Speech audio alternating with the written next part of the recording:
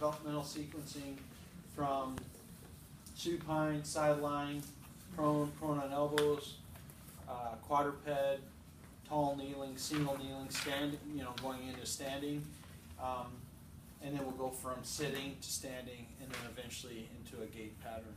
Going over that. So the first one is supine. Okay, pretty simple here, positioning wise.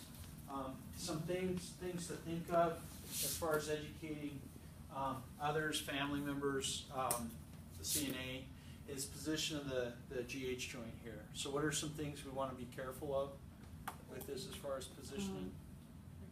Neutral. Yep, neutral. What's going to encourage it if his arm's way back here against the bed here? What direction is it going to encourage the humeral head to go? Anterior. So very simple. It's just placing two pillows here, getting it supported so it gets back into that socket. You could do 2 pillows if you wanted to. Doesn't matter. What else are you seeing with the elbow joint? Flexed and curved in here. So the best you can is try to get him into a more extended position. So getting him up into this position here the best you can with it.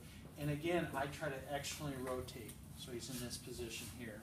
Now, granted, I totally understand he's going to be doing this probably eventually, okay? Another way you could do it if he had a lot of tone is another pillow here, okay? Better than nothing, better than keeping him right into here. So just figure out what your patient's doing, try to get him out of that position as best you can with it, okay? And a lot of times when I'm going in working with CNA and family, that's what we're talking about, is trying to get him into a more flexed position at the shoulder, but extended at the elbow and wrist here, extended or at least open in the palm if you can. Again, he might be in this position here. Okay.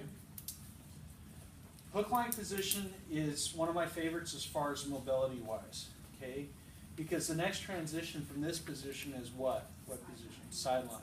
So he can push with his legs here. Okay.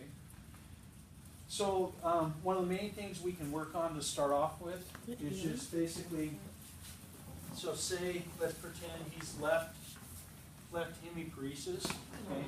Very common to see this leg out, not doing anything. So I'm going to get him up and position that leg here. I can support right underneath the malleoli, and my pressure is down right through his ankle. I can support here if his hip is sloppy. I can support here. But I'm keeping him in a closed chain pattern. I want him here. His leg's going to fight you tooth and nail to come out this way. So I'm holding here. And then what we can do, it's simple, but just a simple low trunk rotation. So you can go back and forth, do a low trunk rotation. You're breaking up some of that synergy if he has a synergy, just getting some mobility here. Okay. When he's trying to come back, I can use tactile cues to bring his leg to the right. So keep going, okay, here.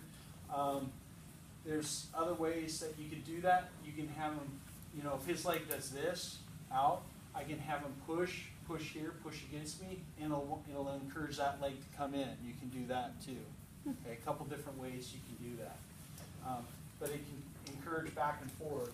You can also take a ball, place a ball in there, and do that. Okay, so practice those type of things, do a set of 20, 15 or 20 of those, just back and forth, because what you're working on is seeing if you can go into the next segment, which is sideline, into that sideline position. Does that make sense with the low trunk rotation? Okay, Swiss ball push. I kind of like this one. You can use a bunch of different sizes for this one. So I'll place his leg up on here, support his knee. This is a hair tall for him, but it'll work. And then the other one here. And so I can support here. You can have his shoes off.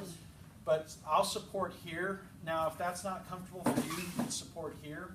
And obviously, I want to make sure he doesn't have a hip replacement for the low trunk rotations or this. So I want to clear that out. But I can just work on bending up at the knees. So go ahead and bend back towards you. And then push against me. Push, push, push, push. Back up. Ready? Push, push, push, push. And so I'm using vibration to encourage extension at the knee and hip, for it's very functional for sit to stand. So same thing. You could do maybe 2 sets of 15. I can use my own body weight to hold it up against there and have him push kind of make it like a game, have it kind of fun for him. Let's get you this blue ball here. I'm going to switch you on. So again, I can support here. Another thing is, remember, this side's fine. So another thing I can do is support here and here if I want to. Bend up, both legs, bend up, up, up. Now focus on the left. Push, push, push, push, push. And so I can use cues here, and I can use tactile or vibration here to encourage him to push that way. I've never thought of the shaking thing. That's cool. Yeah, Yeah, just have you cueing his brain. You're basically his central nervous system. It does kind of get your attention. It's like, what's Yeah. going on? Exactly. Yep.